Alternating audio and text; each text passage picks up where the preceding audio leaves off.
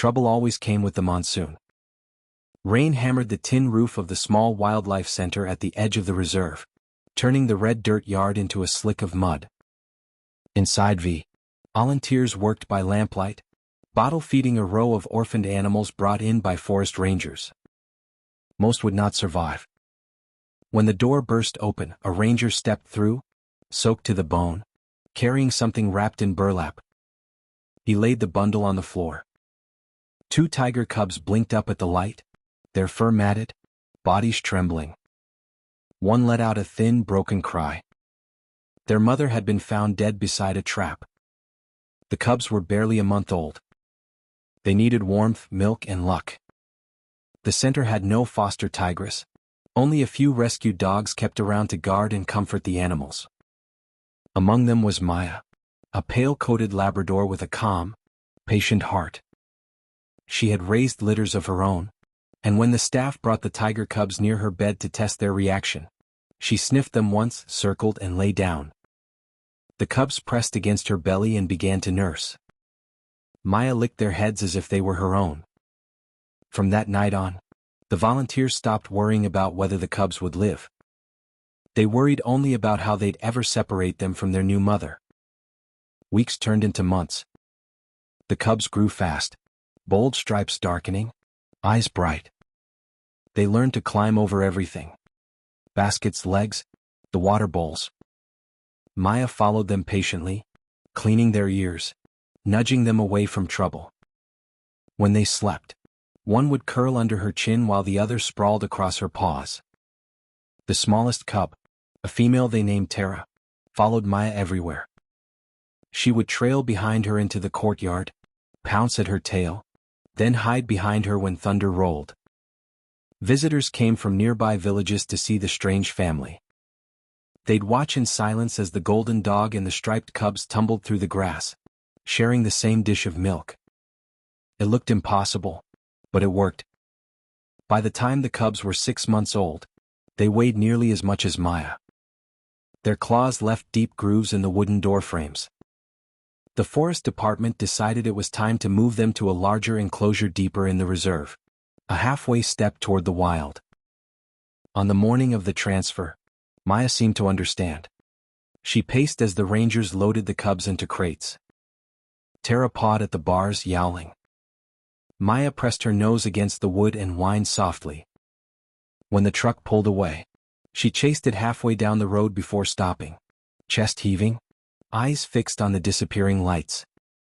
She didn't eat that evening. For days, she slept by the gate. Tara thrived in the new enclosure. The rangers monitored her growth, teaching her to stalk, hunt, and fear humans again.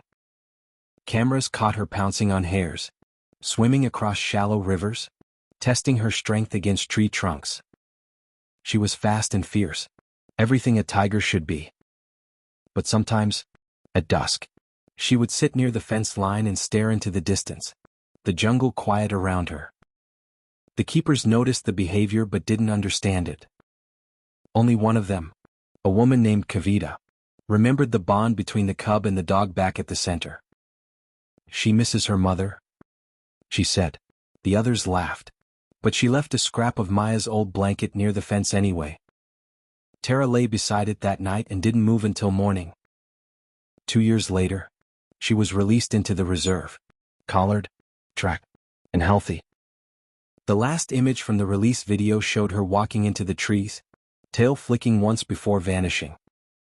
Back at the center, Maya had gone gray around the muzzle. Her walks were slower now, her eyes milky at the edges, but she still slept in the same corner of the kennel where the cubs had once curled beside her. When staff visited, she'd lift her head, tail thumping weakly, as if expecting small paws to tumble through the door. 5 years passed. A team from a wildlife documentary came to the reserve to film tiger behavior. One of their guides was the same ranger who had rescued the cubs years before. On a humid morning, they set up cameras near a watering hole where a large tigress had recently been spotted. Her collar tag read T17. They waited for hours. Then, just after noon, a flash of orange broke through the trees. The tigress stepped into the clearing, powerful, silent, magnificent. She crouched to drink, then looked up sharply at a sound from behind the camera crew. A bark. Everyone froze. A volunteer from the old center had brought Maya along for the trip, more for companionship than anything. The old dog had wandered out of the jeep, tail wagging uncertainly, nose lifted to the wind.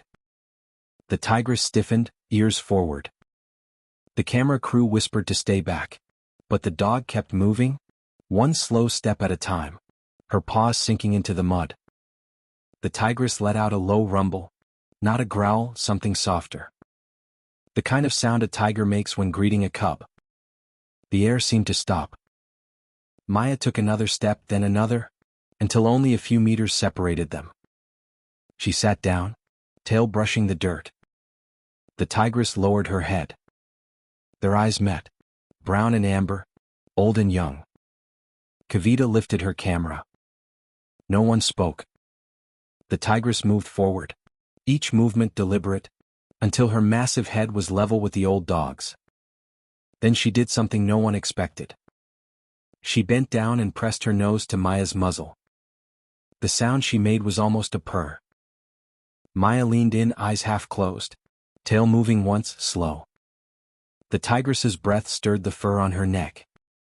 For a moment they stayed like that, motionless, a mother and daughter recognizing each other across years of wildness. Then from the treeline a smaller tiger appeared, younger, barely a year old. It stepped hesitantly into the clearing, curious watching. The tigress turned her head, gave a soft chuff, and the young one padded closer until it stood beside her. Maya sniffed the air and whined. The cub blinked, then reached forward and touched its nose to hers. The camera finally clicked, that single image, the aging Labrador surrounded by the tigers she'd once raised. Her lineage echoed before her, spread across the world within days. People called it a miracle. But to those who had known her, it felt simpler than that. It was gratitude returning home.